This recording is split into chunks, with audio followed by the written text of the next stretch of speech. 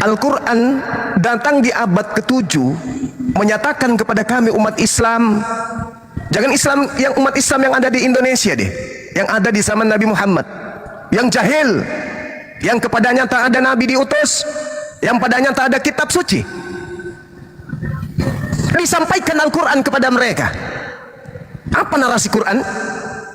Bismillahirrahmanirrahim. Walaqad ahzallahu mitsaqa bani Israil. Sungguh aku Allah benar-benar mengambil perjanjian dengan Bani Israel. Wa ba'atsna minhum 12 naqiban.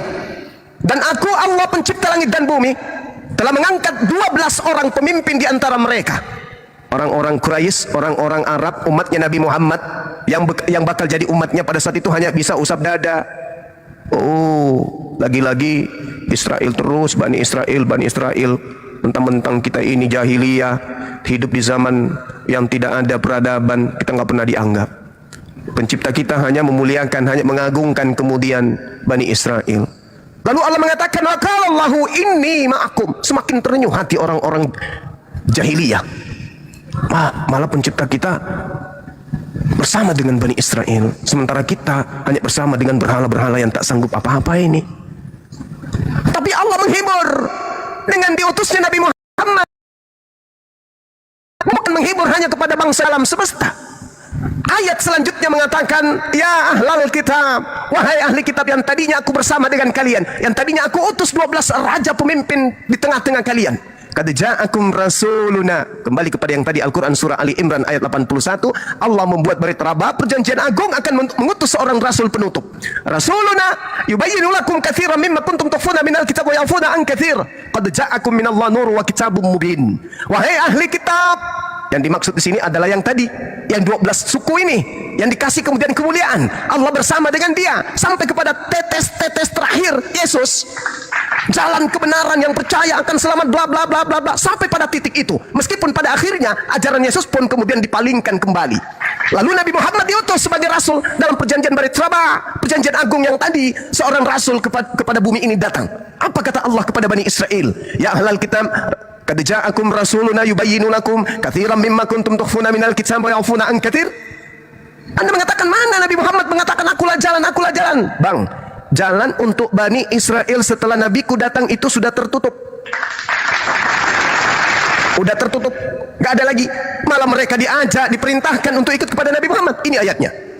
Wahai ahli kitab, sungguh rasulku telah datang kepadamu menjelaskan banyak dari isi kitab yang kamu sembunyikan. Sampai-sampai Kristen hanya mendapatkan terjemahan-terjemahan doang, karena kau sembunyikan original teksnya dan membiarkan yang lain untuk tidak dijelaskan. Sungguh dia, Nabiku Muhammad, datang kepadamu berupa cahaya dariku, dan kitab yang dibawa itu adalah kitab yang menjelaskan. Yahdi bihil man ittaba ridwanahu subulas salam. Dengan Al-Quran yang dibawa oleh Rasulku Nabi Muhammad, aku pencipta langit dan bumi yang dulu pernah bersama dengan Bani Israel, akan menunjukkan kepada manusia-manusia yang mengikuti ridhanya menuju kepada jalan keselamatan, mengeluarkan manusia dari berbagai kegelapan dan menuju kepada cahaya dengan izinnya, dan menunjukkan manusia kepadanya jalan yang lurus. Tertutup sudah Bani Israel, udah selesai zamanmu. Sekarang sudah datang Rasulku, menunjukkan kepada siapapun yang mengikuti keridaanku kepada jalan keselamatan, mengeluarkan siapapun dari berbagai kegelapan menuju cahaya dengan izinku, dan menunjukkan siapapun kepada jalan yang lurus dengan mengikut kepada baginda Rasulullah Muhammad sallallahu alaihi wasallam. Ada yang bertahan, oh nggak mau, kami nggak mau. Lalu ayat selanjutnya mengatakan apa? Laqad kafara alladziina qalu innallahu wal masih ibnu maryam qul faman yamliku minallah syai'a in arada ay yuhlikal masih ibnu maryam wa umma wa man fil ardh jami'a walillahi mulkus samawati wal ardi wa ma bainahuma yakhluqu ma yasha wallahu ala kulli syai'in qadir. Sungguh benar-benar kufur, terkutuk orang-orang yang berkata sesungguhnya pencipta langit dan bumi itu adalah Al-Masih anak Maria. Katakanlah wahai Nabi Muhammad, jika itu benar, siapakah yang dapat menghalang-halangi kehendak Allah sekiranya Allah hendak membinasakan anak tersebut yang lahir tanpa ayah dengan ibunya? Siapa yang bisa menghalangi aku untuk membunuh dia? Milikkulah kerajaan langit dan bumi dan apa yang ada di antara keduanya. Aku menciptakan apa yang aku kehendaki. Aku menghendaki menciptakan manusia tanpa ayah. Aku menciptakan manusia tanpa ayah dan ibu. Aku menciptakan manusia tanpa ibu. Aku bisa.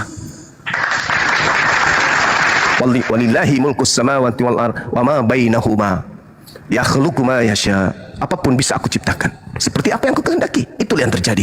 Jadi salah ketika ada orang kemudian dihentikan ajaran yang datang kepada kaum Israel, lalu membuat kemudian nabi terakhir yang diutus kepada mereka menjadi Tuhan.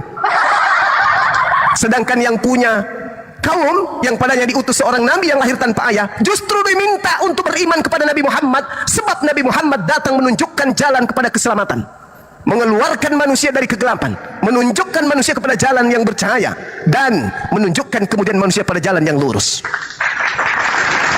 Kembali kepada pertanyaan, saya kasih soalan supaya Anda boleh bertanya kepada saya pun boleh bertanya. Di dalam kitab Mazmur, data nomor Mazmur 58, data nomor 4 dan 5, di situ dikatakan begini. Sejak lahir orang menyimpang, sejak dari kandungan ibunya pendusta-pendusta itu telah sesat. Pertanyaan saya, di sini Tuhan mengatakan penyesat itu sejak dalam kandungan ibu sudah tercetak. Ada pengakuan Paulus mengatakan aku dipilih dari sejak dalam kandungan ibuku. Pertanyaan saya sederhana, Paulus dipilih sebagai apa dari sejak kandungan ibunya? Ingat, di dalam Mazmur 58, penyesat itu sudah dipilih dari sejak dalam kandungan ibunya. Paulus mengaku aku dipilih sejak dalam kandungan ibuku. Kalau Anda ingin mengatakan dia dipilih sebagai nabi, sebagai rasul dari sejak dalam kandungan ibunya, kenapa dia tidak mendampingi Yesus pada saat Yesus penginjilan? Sebagaimana Harun mendampingi kemudian Nabi Musa alaihissalam.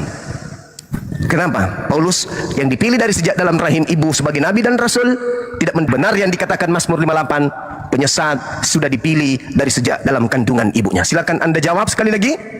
Kalau tidak ada nubuatan tentang Paulus, minimal saya tunjukkan satu nubuat. Mazmur 58 nomor 4, ada penyesat dipilih dari sejak dalam rahim ibu. Paulus mengaku dipilih dari sejak dalam rahim ibunya. Pertanyaan saya, Paulus dipilih sebagai apa dari sejak dalam rahim? Silakan. Oke, Bang Juma, thank you. Ini langsung ke pertanyaan Bang Juma ya. Bang Juma bawa data Mazmur 58. Oke, Mazmur 58 itu Bang Juma harus tahu dulu. Itu kan dari atasnya, dari data nomor satunya. Itu kan miktam dari Daud. Sungguhkah kamu memberi keputusan yang adil, hai para penguasa? Ini kan untuk penguasa, Bang Juma. Ini untuk penguasa, Bang Juma. Penguasa-penguasa, Bang Juma. Bukan untuk Paulus. Beda itu, Bang Juma. Jangan dibawa ke sana, oke? Jadi gini, Bang Juma ya. Jauh banget kalau bawa Mazmur, Bang Juma, untuk lari ke Paulus, karena itu udah melenceng jauh, Bang Juma ya. Memang perkataan Paulus ada bilang bahwa dia dipilih oleh Elohim dari kandungan, oleh Yesus Kristus dari kandungan.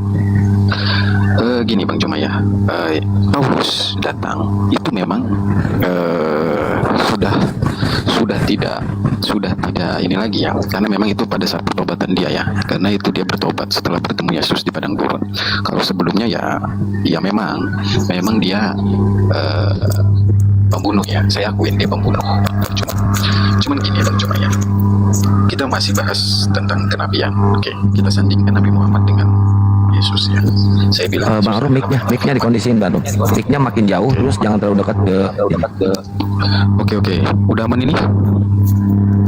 Aman ya. Oke. Jadi gini Bang Juma, kalau kita melihat perbandingan antara Yesus Kristus dan Muhammad, setahu saya ucapan keselamatan itu hanya di Yesus. Saya membaca juga beberapa data hadis di Al-Quran yang menjanjikan keselamatan itu Allah, yaitu Tuhan, bukan Nabi Muhammad. Nabi Muhammad hanya penyampai firman dan menginformasikan bahwa agama yang diturunkan gitu ya. Agama yang